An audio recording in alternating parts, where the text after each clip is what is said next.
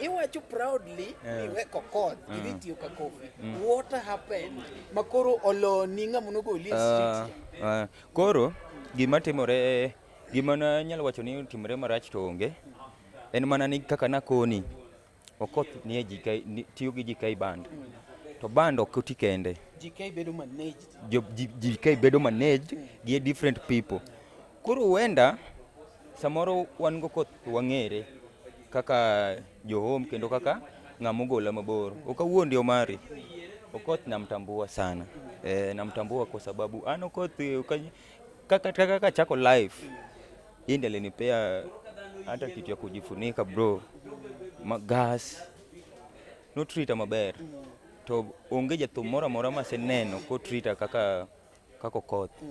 Koro during the time mwane watiyo gima dekel dhika coffee, it was a lack of yani nitie kaka management nitie kaka winjruok noko yudre mana kaka ineno Luo Trending Nation niga inyalo bedo kata nini un kago wadu, but you have a group of people in gi manager to in gi director to in gi secretary to giwacho ni bwana wan to yani kata wadu bene un go kae lakini wadu no feel like tiyo ge manager ni tekne iwinjo. Koro ng'eni ok inyal ketho Luo Trending Nation because of wadu. Onyalo excuse himself oyudo gima chielo monyalo timo iwinjo. Koro mana kamano onge gima nyalo wacho ni osetimre na marach e kinda go Okoth. Okoth ni mtu wangu. Ndalo mono Okoth okawi. Management makoro tiyo go tekne ni. Emine yudo koso management no yudi. Management no to yuda. Management sama donjo Okoth bro. Ne wan gi ng'ato ni Kefa Ben wuod Migori. To gi Alan bendo bi Alan ka donjo Nairobi ka Alan pok no chako manage Okoth. An ang'eyo ne pod en promoter. Nen pod en promoter. Ang'e Alan ka en promoter. Ka gin gi ng'ato ni Edwin Otege, those people. Koro kanyo manang koro kala Alan to kano biro alikuwa kama nen kaka promoter e band mar Okoth. To during that time tich ne watiyo bro. Tich ne watiyo Kefa Ben. Macham chapa kazi. Podi yuwage. En ng'ama fine ingineno. To gima benda dwa koni ne jothumbe kata idrekebisha jathum. Kikirekebisha kinya because band nigi ji. Sani nyalo bedo ni kata Luo Trending Nation nika. In gi ng'ato miparo ni ugero go gini mondo dhi mbele. Lakini en pod omakore gi obine TV, odwano luari down ineno. Koro gik makamago betie. Koro mane kaka nobedo, nochuna excuse myself, not on a bad note. An kata Okoth ok anyal ting'o dhoga na duokra go ba. Macha fadhe bwana. Makata sami wuoyo sami rekebisha ega ok awinje ga maber. Bata wacha bier. Iko tu sawa. Koro mane kaka ka winjo stochi ni kaka dhi. In gi issue gi Kokomo Victor. Ano kalungo nying ng'ato.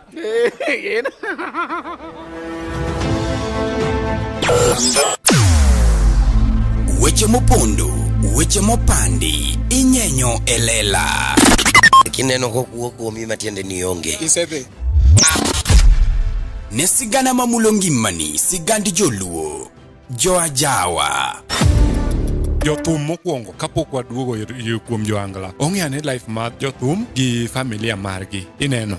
Luo Trending Nation ni ong'ala manyime mar gundho ni wechegi kaka gitimore kod ng'ama otimo gi maonge deo wang'. Ochiem to chiem mariek nikech be samoro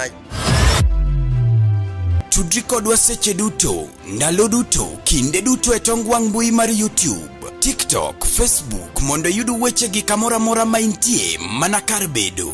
Kete mana kae. Kete mana kokidwa kete ka to bro keti gi thuon. Luo Trending Nation LTN, the best ahead of the rest.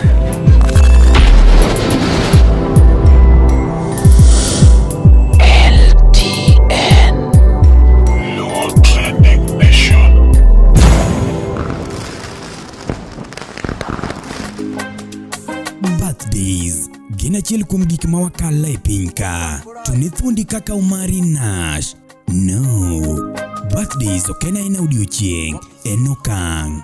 Mae kinde ma waketo gik moko thenge, waketo ngolo, kendo wahingo tich matek ma wasebedo ka watimo. Kama e gima watimo wang'ni. Siku yako uko ready? Ngeso tarik 26 dwe mar 7, yore duto chomo Game Changers Lucky Summer. Kama wadhi interrupt normal business to mana e nying achiel, Omari Nash. Awone mano nyuoliga, happy birthday. Ikri ne nyasi mar hingo odiochieng nyuol ma pokone e piny Luo, ma ikelo ni kod Gala Empire Entertainment. On stage, legendary poet rumba maestro Omondi Ngoe, Sakaja Dimple hitmaker Uncle Eddie, kachiel kod jothumbe moko mathoth. Dhi ketie wi koki kod ngolo namo yiech nyaka che. Kadonjo to en mana shillings 300. Ongera. Tarik 26 dwe mar 7, kwa wacha happy birthday. Wawere gi duol, wamiele kendo wamor kanyakla. Oteni okeni kod Luo Trending Nation mopandi inyenyo elela. Happy birthday, Omari Nash. Omari Nash. Nadi, Omari Nadi. Kata keki kata. Yes, nyikwa Jehova, unade kamora mora mauntie, arwako machiegni kendo ma iluongo kae ni Salenya TV kaachiel kod LTN, wan gi joint interview kae, walenda achiel kachiel kowuok ka wash in yudore Umoja 3 kichope stage kanyo opposite, ibro nene kanyo kondike maler kanyo, idonjo kanyo yudo gir math moro maber kanyo, sami yuego osiepe inyalo chiemo bende. Ok wadhi mabor kawuono, wan gi wendo mabe osemolo kuomwa ka, wadwa nwago kode mbaka, iluongo kanyo ni Steve J Jamigori. Steve J Jamigori, wadwa wakuodhe matin kapok wabiro. Generally ni nene nade? Kijana no setemo ng'iyo thumbege, ok orachruok otemo. Akani be isenene? Iseneno maybe kata winjo thumbege achiel ariyo? An akiai chuo. In fact, no, ni kore ka winjo for the first time. Kore kadwa kata nene. YouTube ilonge ne? Steve J Jamigori. Steve J Jamigori. Okay. Ogo hangla? Yeah, ningeni sama guest obiro for an interview, nyaki tim research kuome mathin kapok ibiro inyalo bukri. Idhi rado kode. Omi apeng. Yadwa ni ler. Koro thumbege ginene hangla rumba kama. Okay. Nitiere thum moro ma wero madhe. Ang'eyo Steve. Koro kanye mana chake interact Steve magao ni kita bang'ane bang Fred. Wana jogi osetiyo ge buoni kita mara. Ene modonjeni. Yes, nyikwa Jehova. Omari Nash nikagecho nyaka at least one guy to entertain and to inform and educate. Koro nyaka wabedi gi moro matin eka interview bedo interview. Chakre kawuono Omari Nash onyalo luonge ni podcast koso pod en interview? Gini ang'o miyo gidwa nyinge? Une uru nyaka koro gikone. Koro wakaw thuolo mara mondo mi director elekeza Steve J odonjie stage kata odonjie studio marwa ka mondo wachak go mbaka achiel kachiel.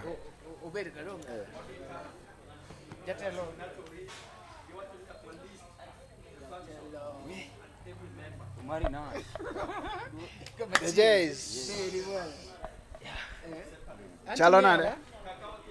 Ber sana. Aning'eyaga? Intaneniga. Kati mang'o. Aneni Luo Trending Nation. Mano in sawa. Okay. Nyaka gisane sawa. Ai kompo no neno ga Luo Trending. Then en very sawa. Aya moke. Nyakore moke ane mithuwa gi Steve. No, ane mithuwa gi J Jamigori. But it's okay. Jatelo adwa ni kaw thuolo ni kuongi mos jopiny. Kon ge ni iluongi ni ng'a tigo thumbe machal nade. An nitimo na introduction kama tin gi Salenya. Okona ni Jamigori igo thum.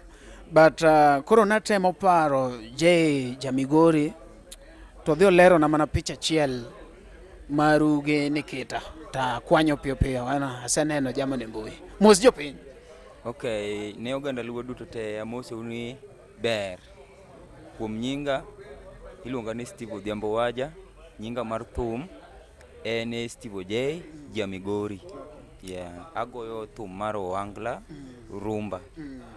We fuse it with rumba. Chwadna acapella moro matin ka. Nikita jaera nyako chogo, winj wendi nyaro chieng'. Nikita mama jaera nyako chogo, winj wendi nyaro chieng'. Kisungo nyiri tawe nang'o nikosang'o. Kisungo nyiri tawe nang'o nikosang'o mama. Nihero miyi moketho wiya mama. Weyne. Udwa keto Nikita e nyako sana. Ang'a mono sani wero Nikita kaka Mama Ida. Ing'e Nikita sani onego bed ni miyo respect. Koro onego bed ni wawere gi honor. Mwawero godo kaka Mama Ida Odinga. Ing'e ni Mama Ida Odinga sani kopo ni tuguri ni wero ni Mama kang'iyo nding'e to ber ne jikoni koro Nikita gin mothers masani waluoro monego bed ni koro uwere gi gine mar luor yawa en era mar kombe momiyo nyaka joma mine yawa Nikita onyuoli.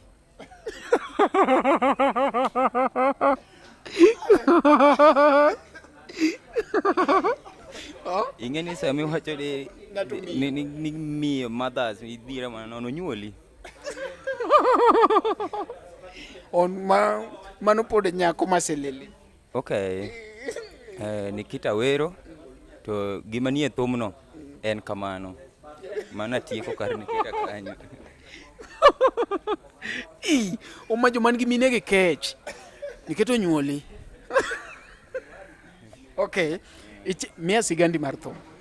Siganda mar thum machako 2017 mar ohangla ni. Lakini thum to nachako kani school. Nachako kagoyo keyboard, kagoyo guitar, school, a church. Nasomo school mar private or school ni neni gigi. Gi instrument nyaka church ne wan go school kanyo. Koro an school no sponsor kanyo mana puonjre keyboard when I was in class 4. Koro kaka nase puonjra keyboard at class 5 koro ne school okawa chuth just because of the keyboard. Koro agoyo keyboard ma koro ochopa kama antiere ni. But inyalo konwa ni steps mikale like inyalo wacho ni kachako ohangla chako gi ng'ane adhi gi ng'ane kamano. Kachako ohangla na chako gi Kisumu ka dhi e Bama Rosiepe. To ohangla donje through producer ma iluongo ni Jeff Wonyatanga. Kachiel gi ana nyalo wacho ni producers gi emorwake ohangla. Jeff Wonyatanga, Vicky Wodolare, the current Zawadi Studios, gi Sauti Rumba. They used to be together back then. Koro during this time, kana goyo keyboard, to Jeff no soma. To Jeff ne dono puonjo production, lakini noneno ka aber gi live performance in terms of keyboard. Koro nokawa to tera e band ma negocho Siepe Kisumu kocha.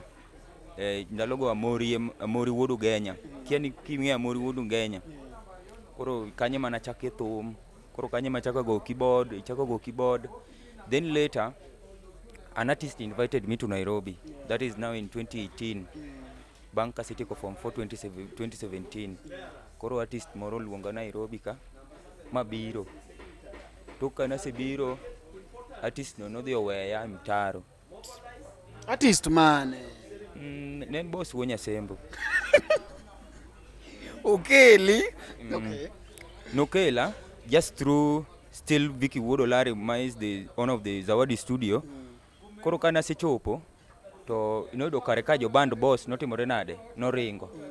Koro kane giwinjo ni boss oseomo ja keyboard moro to joka no chako dhi otimore nade odok. Koro an kana donjo Nairobi jogi no nyini no lenga kamano. Manyiso nodwari ka joko ringo, ka joko biro koro kone importance mari. Ya, koro abena ok ableme.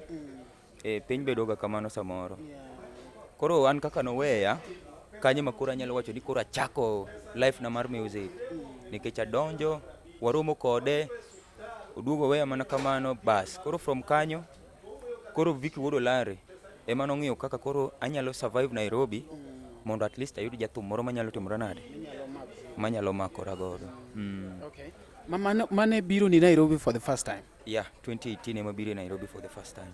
Makwa wacho jo moseneno matek e city kato, koro you are one of them. I am one of them. An aninde street kae 3 months ka onge kama nindie. Aninde Dandora kachacha. Yeah. Apani kise wuotho Dandora maber nitiere e railways kacha kama ichiele njugu. Kanyo na bede maber. Koro from kanyo I had a friend miluongo ni Steve Odalego. Koro Steve during that time ne en friend sana go Koth Jarapogi. Koro Steve kare ne no fwenyo talent na to kare no chat go Koth FB. To nyiso Koth ni an gi kijana moro to go waya maber. Koro from there anyalo wacho ni Koth Jarapogi momiyo an Nairobi nyaka gisani. Ya. Manyiso ni bang' mano te ne dhi makuri go Koth, koro nitie band. Koro kaka koro Steve no se wuoyo go Koth, mo Koth no luonga romo. Koro Koth no romo kodwa junction, lepa na yudo mana ka weyo Dandora kono. Okoth kaka no waromo go no ko weya kenda chaka dok e mtaro kocha. Mane momiyo an sana kato kwoti kode kata poni koro asiwuok ago thuma oko koni ban, lakini kuom jothumbe gi te an ng'ama tambo en mano Koth Jarapogi because of what he did to me. Okoth no mi aninde e ot kana ninde oko nokawa kata nopango na ot. Koth nokawa ma daka yode kaka nyathigi to watiyo kode to chula mo Koth monyiew na kata gik ot nitie gik mano support ago ambe nyiew matin mo pango na ot ma dak bute machiegni kanyo. Omiya tambo sana. Congratulations Okoth Jarapogi. Timbe mabecho ma samoro watimo ema samoro duogo luwowa. Nitie gimoro ma jakono ga jopiny pile and gisane nitie jok manyalo yie koda ni malipo ni hapa duniani. Kopo ni ati Nyasaye oketie e standard moro Salenya, ti gi klasi no mar konyo ji. Ineno ka badi ne ywak ne boss Wonyasembo. Boss ndalogo ne shine ndalogo kato Koth ne onge e level mar boss Wonyasembo. And mark you, boss Wonyasembo gini are one of the best people mosetimo impeccable, iluongo ni impeccable launching. Yani launching akia ni nge story no, launching ma serious mono tim gi jo loka bwana ne launching the nge story mar boss Wonyasembo maber. Ndalocha neno malo ba Boss Wonyasembo in fact okeyo marach kata kopo no nyalo neno Luo Trending Nation ong'eya maber keta ambaro moga kode but jathum moro amora ma poni dwago thum kata kisechako daga gi ji maber. Gima notimona ng'eni boss noluonga maromo kode Roma Joint. To kanye mane boss oweya machiegno kaka noweya kanyo no nan ninde i club no. To an nagocho ne kakone mana ni ba to nusekela Nairobi, lakini sawa tu waburo neno. To kawuono koro waneno. An gima ng'eyo ni kawuono mari nyalo bedo top, but gimitimo ema biro miyo i maintain kanyo kata prosper kata dogo piny. En kaka itiyo gi ji. Aseneno jothumbe ma otiyo gi ji marach Salenya. Aning'ina wacho ga dieri tadhi awe kamano. Jathum we wakao example mar launching. Iyudo ka jathum sai mondo ikonye launching. Bang launching moneno pesa e boxi. Jathum loro simu. Jathum koro kodwa. Jathum koro neno ni ichande. Ingeni no manyi kapok otimo launching. Koro kosetimo tichande. Ineno. Wiye wil ni mano launching achiel nitie launching moro kendo aya nitie be jok ma o trend kata jok mo hit iyudo kata kaka o relate gi the fellow artists koro miyo jogi sama koro bet matek madok piny matin mondo mi oyud ng'ama omakore go bet matek and I think that is what has happened to Boss Wunyasen because boss nigi talent isa winjo ka boss wer wana boss wer katomer ariambo bwana Manota did boss is very talented. Boss is a keyboardist, a very good keyboardist and a very good vocalist. boss ni shida manene akane chunya jigaga ni Manene banjo akane chunya anajawe machakogo anijawe machakogo mano Boss Wunyasen. so these things mondo mi ng'ato bede positions moro malo ng'ato nyalo bedo gi talent maber an gadier ni boss koket sani ni omiye live performance boss wuok e top e jok manyalo perform maber iyuda idhi kwan Musa Jakadala kanyo idhi kwan Boss Wunyasembo kanyo idhi kwan Odosu Jasuba kanyo top 10 ang'e ni Boss Wunyasembo nitie But ato kapar kwa 10 because in no performance chakore from dressing code how you are koro wach niya koro biro kaka en boss ming'eyo gi sana onyalo yudo top 10 kanyo to ji orwakre maler ji bro wacha uongo hiyo iwezi awacho bokon mano ok nyalre to watu hiyo okay sawa koro ijatho man kanyo mani position moro maber tige jopiny maber Jehova biro miyi thuolo mar neno kaka ng'at moro mini miss street kumoro dhi maber achiwo ga example gi jok mono miss street ka gi kacha kik item ni in e position moro ti humiliate ji kawuono wan e stoch Steve J Jamigori omiyowa stoche and it is very good ko mention ng'at moro machalo kako Okoth Jarapogi ang'eni Okoth Jarapogi ka watch gini to smile Boss Wunyasembo ka watch gini ogombo loro iwinjo kendo wacho ni bwana nyithindo gi content oserumo ne yo content minyiso ni gimine timo ok mit ni ka kori winjo iyuda Okoth Jarapogi nyalo loro interview ni mato neno nyaka rum bigo nyini Okoth Jarapogi noyudo nyene ka ninde street to tere ode iyuda ma ene mochako golo nyene kopango ni but ode kanyo to tiyo godo e band ne to chulo jamani e bani gino Okoth kowinjo onyalo loro gini wach nyaka rum to Boss Wunyasembo kowinjo ni noluongo jamani to oromo go club to we club kanyo manyeno ni the club isumu gi fair na kar mondo kati wuonde oti juma moro achiel kasto kori bi wach ni bwana tiji jamano nokomora ng'enti kaka inyalo riembo ng'ato ga kidi kati kone ni seneni koro ma oromi dok dala wabiro neno kaka watimo like eno feel ni kako wiyi gine gi Nairobi kasto feel ni things are just normal like it is just okay Nyasaye watni in ibiro timo marach kamano and then things are just moving on aparo ni mae achiel kuom gimosemiyo wasani mang'eny ok nyal maintain limelight inwang'o ni gibiro maber kendo ng'eny gi nigi talent mana kaka isewacho kanyo Omari Nash ni boss ne nigi talent ng'eny gi bende nitiere masani dok dala to duogo koya dala tamogi nikech ang'o talent nitiere but koro relation mari gi jok mitiyogo ema koro bedo marach iwinjo inwang'o ni jotugo ywak iwinjo maybe weg ba ywak nitiere jok moko ma igona nyaka simu kaka Salenya bwana ng'ano sedoj showa opango show kochopo chieng'no okobi to jogo oselando nyaka posta iwinjo moko imiye nyaka deposit okobi koro inwang'o ni gik minani timo ne jigi kapod in male pik kacha chopo kamoro makoro Nyasaye koro duoki piny ikweyi tikelo ng'ama chielo malo kanyo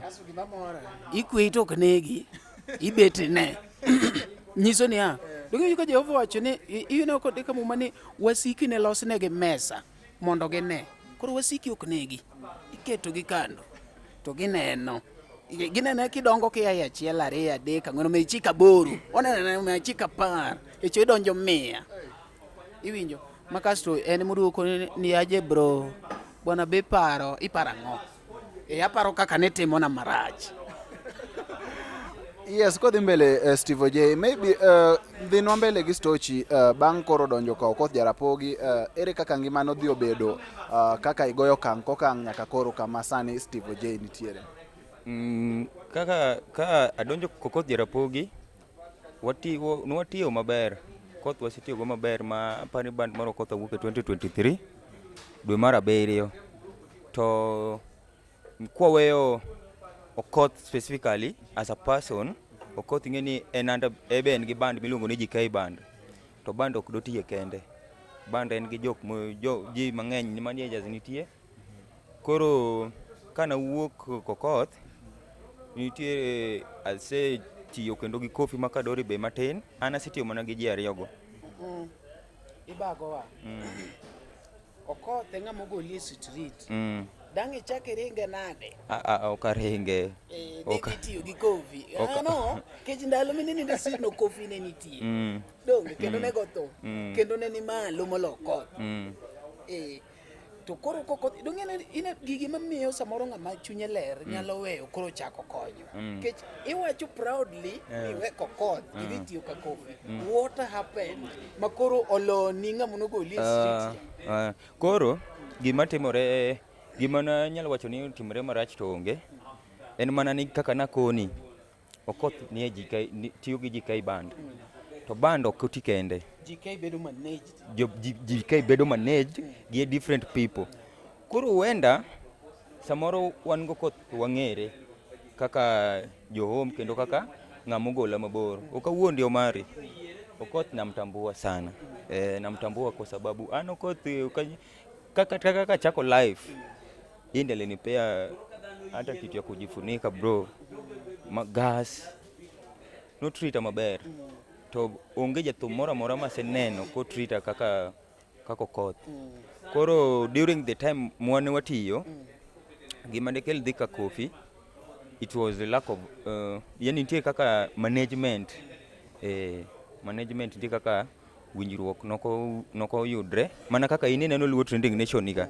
Inyalo bedo kata nini un kago wadu, but you have a group of people.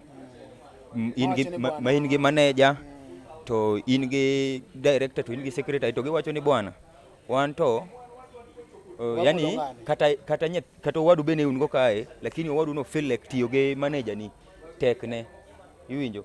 Koro ing'eni ok inyal ketho Luo Trending Nation because of wadu. Onyalo excuse himself, oyudo gima chielo monyalo timo iwinjo. Koro mana kamano onge gima nyalo wacho ni osetimre na marach e kinda go Okoth. Okoth ni mtu wangu. Ndalo mono Okoth okawi. Management makoro tiyo go tekne ni. Emine yudo koso management no yudi. Management no to yuda. Management sama donjo Okoth bro. Ne wan gi ng'ato ni Kefa Ben wuod Migori. To gi Alan bendo bi Alan ka donjo Nairobi ka. Alan pok nochako manage Okoth. An ang'eyo ne pod en promoter. Nen pod en promoter. Ang'e Alan ka en promoter. Ka gen gi ng'ato ni Edwin Otege, those people. Koro kanyo mana koro kala Alan to kanobiro alikuwa kama nen kaka promoter e band mar Okoth. To during that time tich ne watiyo bro. Tich ne watiyo Kefa Ben. Macham chapa kazi. Pode yuwage. En ng'ama fine, ingineno. To gima benda dwa koni ne jothumbe kata irekebisha jathum. Kiki rekebisha kinya because band nigi ji. Sani inyalo bedo ni kata Luo Trending Nation nika. In gi ng'ato miparo ni ugero go gini mondo dhi mbele. Lakini en pod omakore gi obine TV, odwano luari down ineno. Koro gik makamago be betie. Koro mane kaka nobedo, ma nochuna excuse myself, not on a bad note. An kata Okoth ok anyal ting'o dhoga na duokra go ba. Macha fadhe bwana. Makata sami wuoyo, sami rekebisha ega, ok awinje ga maber. Bata wacha bier. Iko tu sawa. Koro mane kaka ka winjo stochi ni kaka dhi. In gi issue gi Kokomo Victor. Ano kalungo nying ng'ato. awacho niya ang'e Alan ing'e ni ja-PR mang'eny. Alan ja-PR ma mondo mi uchwanyru kode inyalo bet ni ok odwari but odhi wuondi gi nyiero mang'eny sana, but kokome manyalo kawo gik moko personal. Ineno an to kadwa wuondi kokomo an to kata wuoyo gi kokomo kata eno nyalo koni ni samoro wuoyo wa kode osebedo matin sana, sijui kama nimewahi ongea naye by the way, ok ang'eyo. There is a time mana temo wuoyo kode ka watiyo nikech ing'e ni kokomo to be ok odil kata gi jotugo, en ga overall manager ma ng'ama koro miya wuok Okoth for the last time ni to en mana Alan mineno no. Yeye ndiye alini kuna tu vile alinichuja tu akia gima nitie kaka gimoro ne late ne kamoro Laro dem nularo dem ilaro jargi jatelo gini ano kanyal laro nyako bwana, ano kanyal laro. Alafu ka sama koro nan Kokoth ni remember nini an Kokoth nya wuok from keyboard makoro chako goyo backup makoro chopo kama koro inyal kona ni ng'ane dwaro idonji chako thum ma ok anyal wuondi an kokome momiya nyaka okay mar donje stage mar wer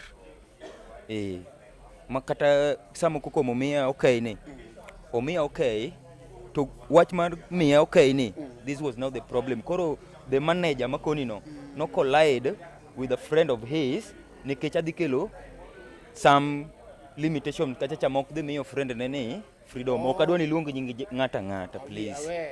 Koro friend nene ka to ne ebe no timore nade embe no tegne mic mane gima ne koro linga koni koro sama wer cha to kata keyboardist nyalo wacho ni adieri kijana ni to tegno wer maber yeah iwinjo so Alan koro an ka donje job to kona ni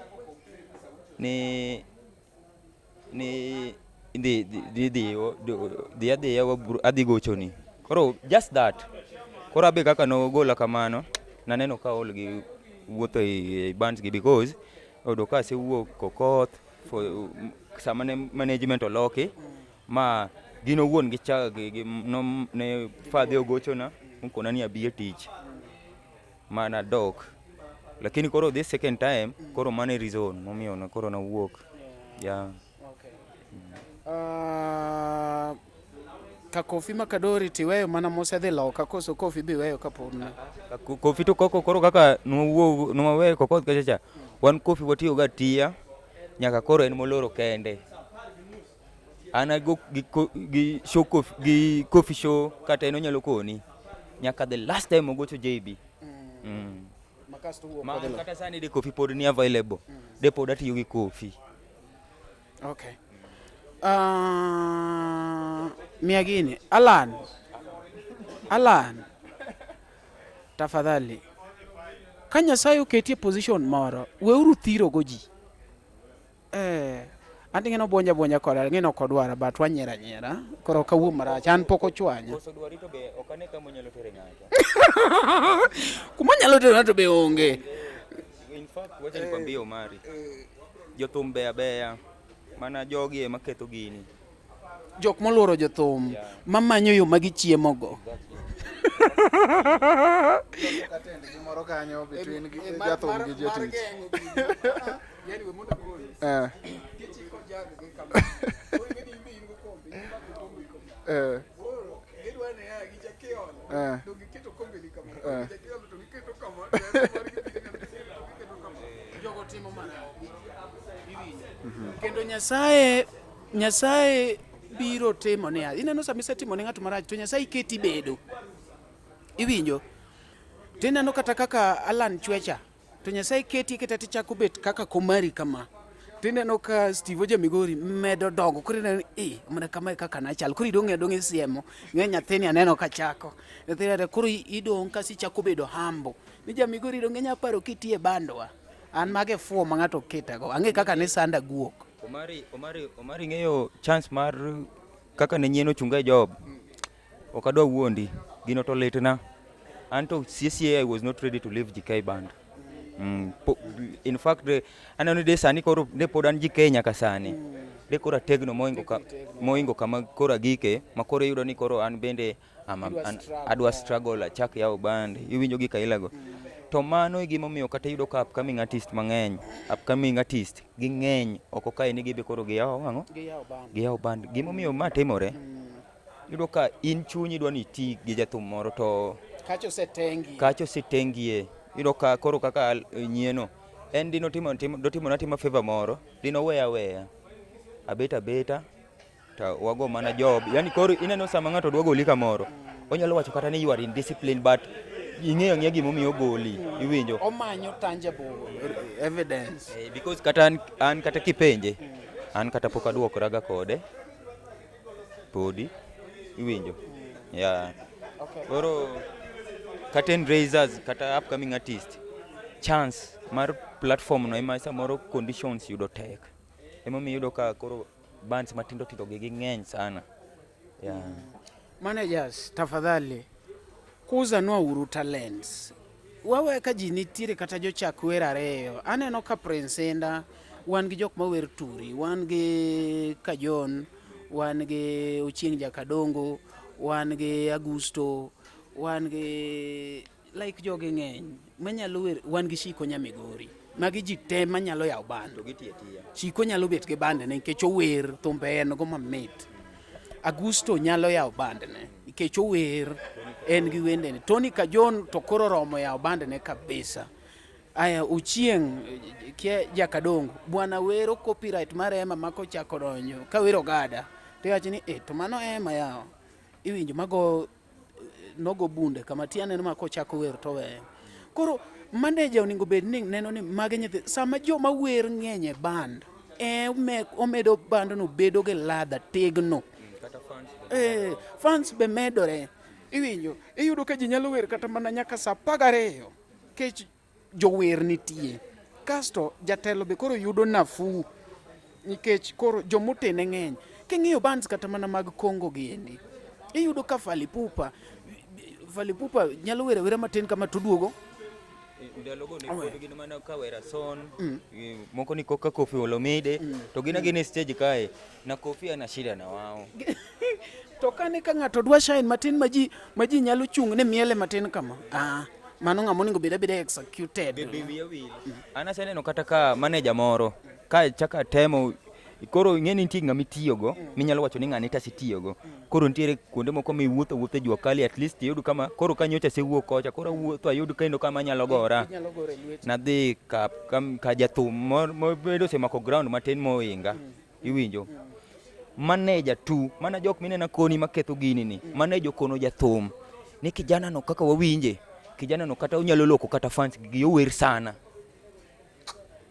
Ora mantine ni gima sefwenyo gi wachni ni jok mawuok gi luoro nyaka talent gi wenyewe gin gi buok moro ni maybe talent ne ni na kismart oken gima nikech ing'eni kin ng'ato kaka father is sure of live performance obiro geze okonyal kata tense ni we ma kata komi microphone oonge gi stress ni nyathini outshine iwinjo koro paro ni gima onego jogi outgrow en sharpen your skill to a level that kata ng'at manadi ubire stage to you are not shaken ing'eni kango donjo sani mi mako microphone kajudo mako microphone ong'eni partner cha pod ng'ani ok nyal deliver gimo nyalo deliver but gima paro ni jogi time ni igeng'o gini ni duk lakini temo ume mano pacha poko chiek but koro nitiere kaka ing'eni sani kidhi tedo Turkana tedo kuon modhiek to nikech jogo osebudho ne kuon jogo chiema koro ok gidwa ng'ama tedo kuon mochiek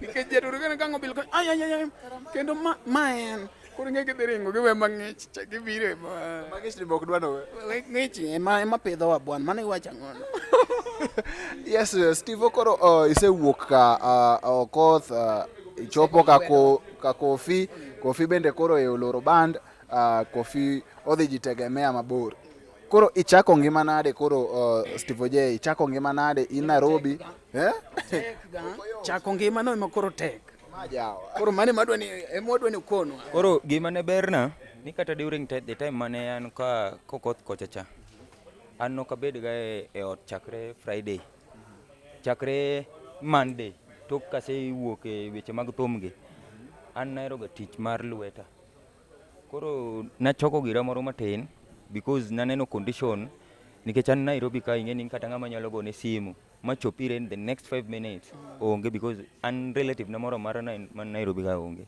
an joge wateni Migori gi Kisumu niseme hivyo gi Mombasa koro nawacho ni bana gira mayudo matin ni wadonjgo kata e Jua Kali kuonde gi amanygo gima nyalo timo koro nadonjo to ayudo bwana moro to receive e Jua Kali ground to ng'ano nopuonja tich mar rangi tijna puonjra for 6 months tang'e tich koro from kanyo rangi mar gari ne mi irudho kore te chwado I am a spray painter ago maber kabisa koro chakre kanyo koro nanyalo wuok tadhi band ng'ato to kata kamigo e thum nikech ng'eny ji koro noseng'eya anyalo ago lwedo kanyo lakini tija maduong' to ne koro en koro mana mar rangi koro from rangi ni agolo mana thumbe na mos nyaka koro kawuono ma koro sani an gi thumbe almost 10 tracks.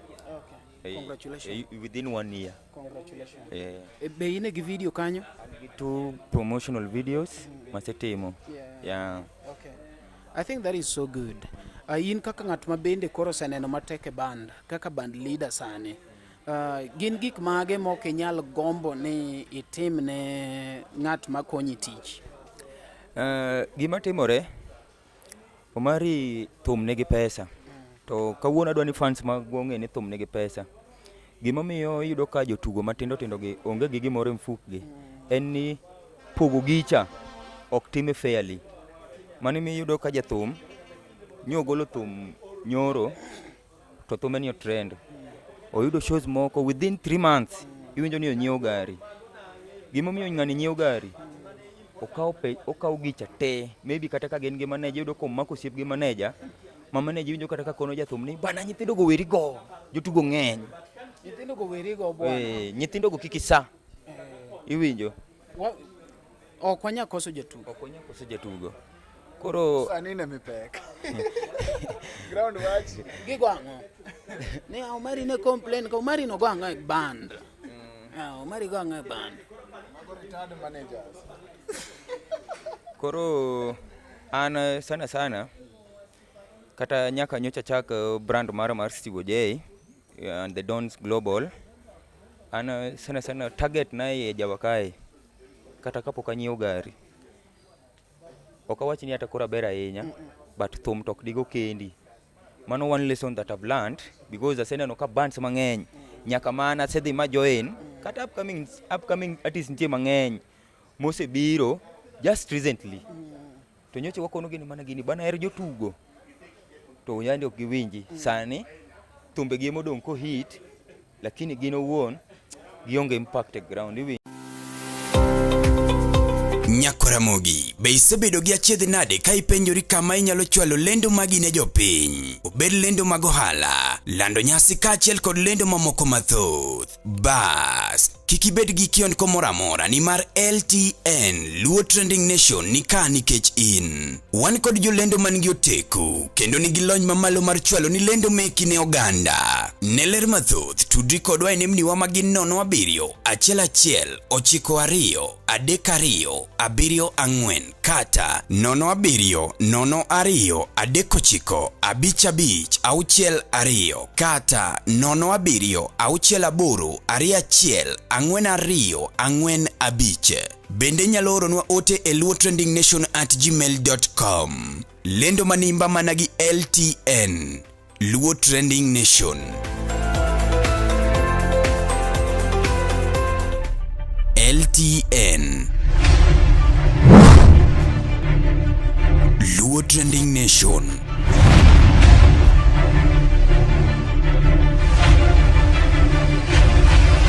Mopandi inyenyo elela. koro an nyaka nyachak girani chunya ni lamo Nyasaye ni kanyalo do support maber tanyalo invest sana kuom jotugo Yeah, I have a very good strategy kaka nyalo invest go ir jotugo ge because aseyudo ni jotugo mang'eny ng'eny gi ka gichopo Monday gin joma nindo nyaka Friday to mano ok ber. Mano momiyo iyudo kata ka jotugo gionge dressing code moro maber, just a few within the bands. Kata bands moko madongo miyudo ka jatugo otiyo kwanza ja Shakers cha otiyo tidwa miye $700 mar seche go jathum to yudo kata tengo mar 20,000. 20 ni ok odwa noket kata kwan moro amora.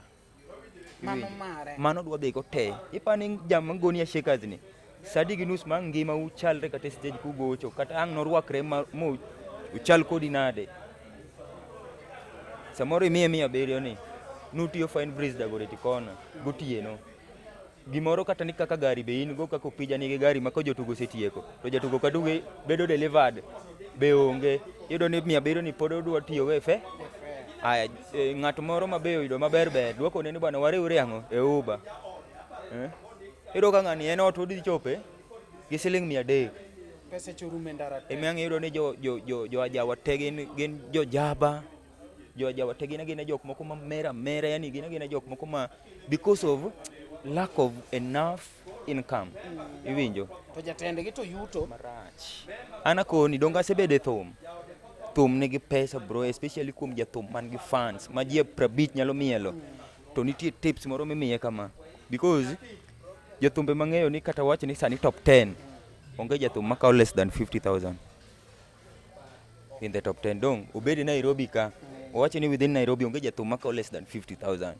donge to 50,000 you have a band of 10 people sound nyadudo kata ni ichulo 10,000 idongi 40 ni kata miyo ng'ato kata in the gichopo kata ji 10 gin ga ji aboro abiriyo wach ni kata 10,000 ni ikawo 2,000 miyo ng'ato ka ng'ato for a day idong kata gi 30 manager ipogo ni 5 moro ibidongi kata idong gi 20 ni moro iko tu sawa maisha inaendelea vizuri sana koro kanyo yani sana mane gima target na maduong' nyocha ol gibedo jatugo masandore to I am pleading with my fellow brothers magin jotugo ni une muketo gini bedo mayot sana ne jothumbe madongo ge because you are too much available. Wa act cheap. They act cheap. The reason of acting cheap is because they don't have another source of ipani Omari saninga to dango chinini bana birua yadi chuli $700 to inga $500 mfuko dede for the whole night iko ne bwana kionge $2,000 in fact an nyaka na donje jua kali nochopo kata sami luonga elwedo tagoni bei chuth. And I am not afraid to say that nikechaba ng'eyo kata ni an jathum tambendo kadwa ni ja piano moro kata ja keyboard moro kinyo biwati kan go tatuo ne afadhali wakonyre gi ng'ato makata inong'eyo ni Steve to koro gi sani to timre nade to onge go iwinjo but iyudo ka vijende wetena ge gionge kata gionge side sol mimi iyudo ni ka ng'ato ang'oluonge tich ma $700 odhi piyo sana iwinjo ochako chopicha kikone ni anapano dhi wuok $100 en $500 ngibi neno kaka tich odhi sawa roko ni sawa ichako ni na ninga mi pesa di $500 mano pesa di mane lweti $400 ya watu koro mia onge wach koro mano e gima timore ngeni ok mi $400 no ni pesa onge en ga lufe koro openjore kuma odwa gole change ya mondo gol ni mia koro ni impende ne ya usemi $400 ni alufu onge change mapog ni mi en agono mi me ini digi change ne ini digi mudog en mudak odong kora pani salenya gima Jamigori wacho en wath ineno iyudo kaka wuono ko jaja oweyo jojawa 4 dhi dwaro kanyo tiyudo ka jajawa chane chulo 1,000 ji 4 modhigi dwaro 200 ng'ato dwaro 3 Omari tim research jajawa bana donga koni ni an asebedo jatugo industry ka jajawa bana chando resana in fact bando ngenga matiyo gi ngufu mang'eny malo jajawa tido ni ng'ano do chako go jajawa ni kata ka poking fonyo ni ochiemo iwinjo Koro mane the only strange thing mayudo go ya jawani. Ni jawani care moro Jasheka cha tiyo gi gine mang'eny to gine list mag joma chamo pesa matin. mang'eny. In fact, en ochamo matin sana. Ochamo matin sana. Piani mawinjo no obedo tambua. Akoni ni bands masetiye kata iwinjoge. Jawa e bands masetiye mang'eny. Anyalo koni ni ng'ama at least nyocha neno ka otiyo gi ji maber. To mana ka nyocha koro sewere gi manager ma koro nyocha en kende. To en mana Kofi Makadori. Okanyal wuondi Kofi nyocho gik latest kai. 2 years 3 years back. Makoro nyoche Kofi onge manager no pango mana shows iluonge. In fact shows Kofi nyoche kidwaro show to in miluonge. Kofi no nonge ngata madonje stage ne kapoko miyo 1500. Kata jawaya mane an mana gone keyboard. Okuno ni Steve. Afadhali wachama uru maromre. Mondo mi kiny ng'ani kik tim ng'ani kik kosi iwinjo. Koro miyo ji 1500. Koro iyudo gima notimo no winjre gi jawaya kaka an tagone bei 1500 iwinjo. Koro in case kata ang'o mi jaja be 1500 ana onge gi shida dongato nasego becha. Yes, nikech jo keyboard ema no believe ga ni bechgi ni ma. Koro kocha page ja keyboard idwaro 2000 sawa. Koro inyalo kata ni jok mang'eny the rest of the people ukere kata round figure tu ute. Ilikuwa poa sana.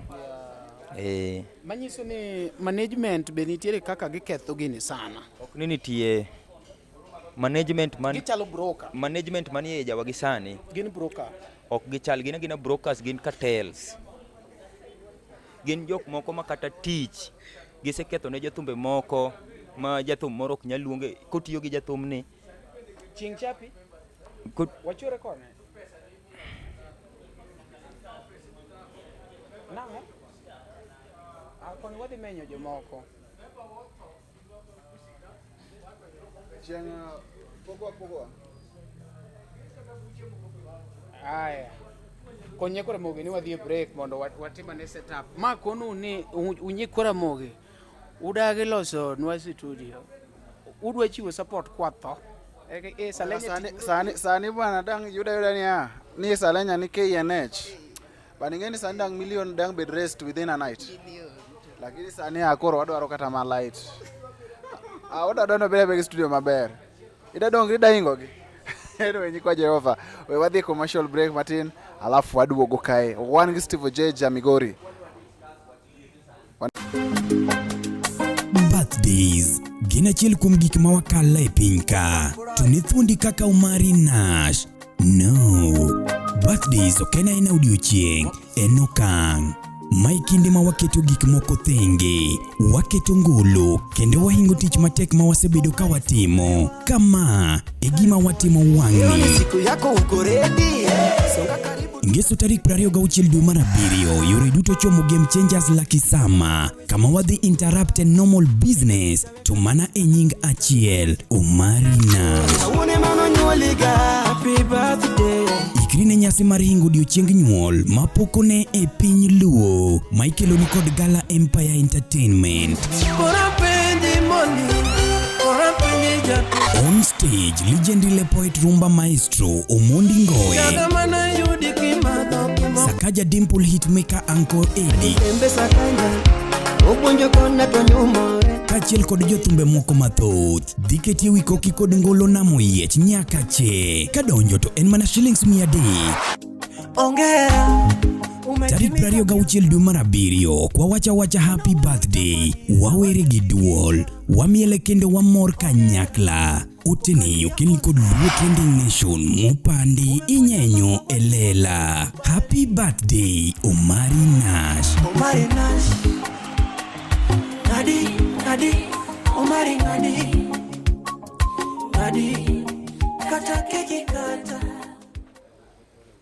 And ready?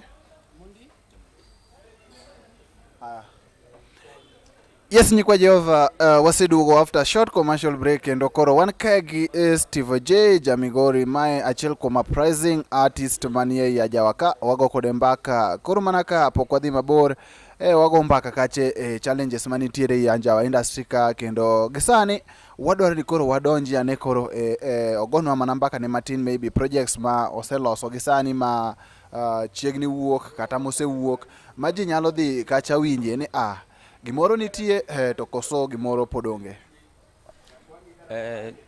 Projects asetimo mang'eny, an gi thumbe sani 10 YouTube mara, and on date 23rd, that's next week on Tuesday, I'll be releasing other 2 tracks audio on my YouTube channel. You can go share, like and subscribe. Maybe nyaka gisane iseyawo band mari to maybe isebedo gi manager nikech aneno ka in the previous yeah. Ma bende kata mana outsider nyalo chiwo support. An gi band, my band na iluongo ni Talented Souls Band. This band is ready to accommodate any soul with a talent, be it dancing, goyo instruments, even singing. Yeah. To gisani, I am a performing artist. Gik rem to ng'eny. Maybe kanitiere someone who is out there manyalo miyowa support, onyalo reach unto me on my social media handles, just by the name Steve Ojeja Migori, then we will catch up. Maybe jothumbe mani malo ma koro osegoyo ka ng'ato kaka koro wan gi Prince Inda, Odongo Swag, Emma Jalamo, wanonga ka upcoming mang'eny gombo ga ni mondo mi omak lwetgi. In kaka Steve Ojei, maybe gombo mari nyalo bedo mane ka koro sani ng'ato kaka kata Inda oneno talent mari to ogombo mondo mi obed mar kony kuomi. Ere kaka inyalo gombo ni ng'ato kaka Inda and the rest okonyi? An gima nyalo wacho ni Inda nyalo konyago sani, because apart from Inda being a musician, Inda is now a rich man. En mana kaka onyalo act mana kaka promoter. Koro Inda gima nyalo kwayo Inda ni kata konyalo miya drum set moro, I can really appreciate, kata keyboard, kata full album from Utawala Studio, I can still appreciate, but okanyal wuonde ni anyalo dhi e show mar Inda to attend ni mondo miya stage ni mano sign of support. That is not support, bro. Yeah, mano ok support. And support manyalo dwaro kuom Inda magini tagombo no chop ne janabi. Odhi YouTube channel mara, ong'i tija, owinji thumbe na koneno konyalo support to support kata gi drum set, kata piano, kata onyisa san ogoch ne mana Jeff, ana winj mana ni Jeff nyisa ni bana bi record full album. And mano nyalo appreciate mano to any legend kaka Opija, Prince Inda, Odongo Swag, Okoth Jarapogi. Yeah, mane gima nyalo dwaro kuom such kind of celebs. Tiende ni gisani in support minyalo dwaro en mana gima nyalo konyi e gero thumi ni odhi mbele. Mano kende, because Inda sani osechopo malo, bro. Kata Okoth bende osechopo malo. The stage mare ok nyal konya ahinya, but komiya drum set kata keyboard to en owuon odhi neno gima dhi timo kode, makata oneni this support that I gave is really tangible to this guy. Mano an mago gik manyalo kwayo, because keyboard is around 70,000. Mano two keyboards mano 140. To keyboard achiel is just something like a change to Prince Inda as per now. Inda sani en ng'ama mdosi, bro. Kata Opija bende mdosi kabisa. Koro gima nyalo kwayo jogo en mana those tools. Kata ka ng'ato nigi mano tiyogo to seweyo, to nyalo miya ndomini nijikuze nayo.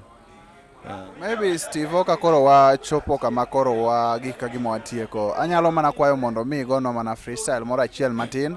Alafu to imiwa social media handles magi kaka jogi nyalo yude gi subscribe ka girito release mitimo negi on 23rd. Social media handles maga gin mana kaka koni. Ani yuda mana gi Steve Ojeja Migori.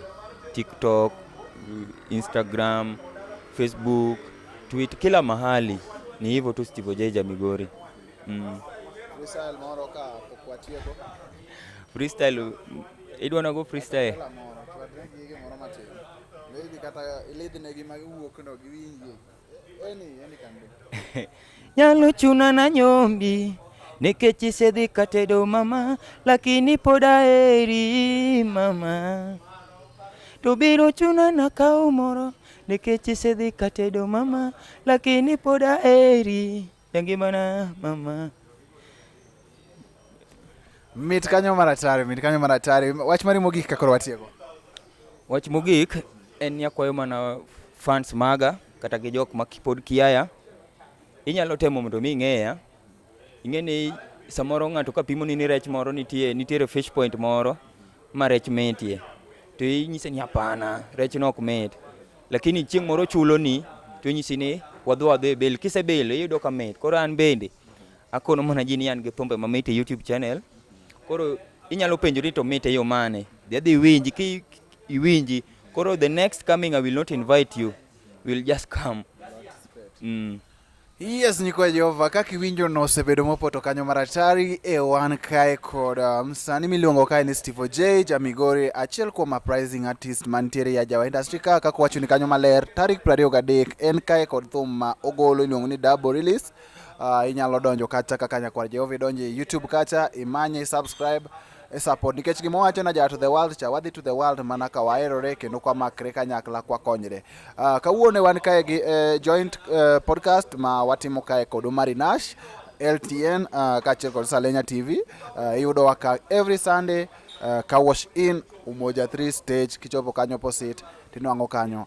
Waraduru kendo in the next one. Thank you for watching. Make sure you subscribe. Until next time, Salenya TV.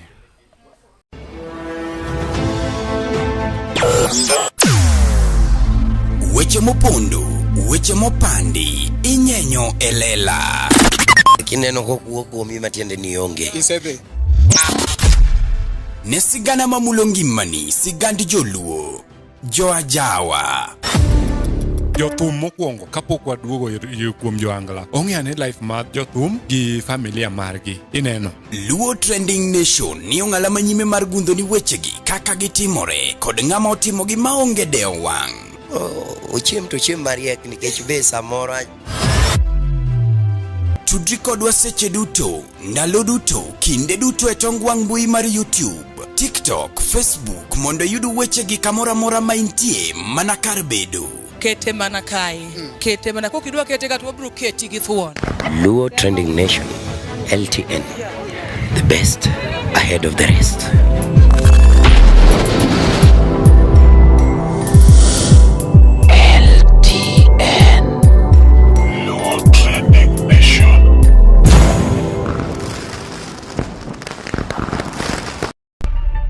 LTN Luo Trending Nation.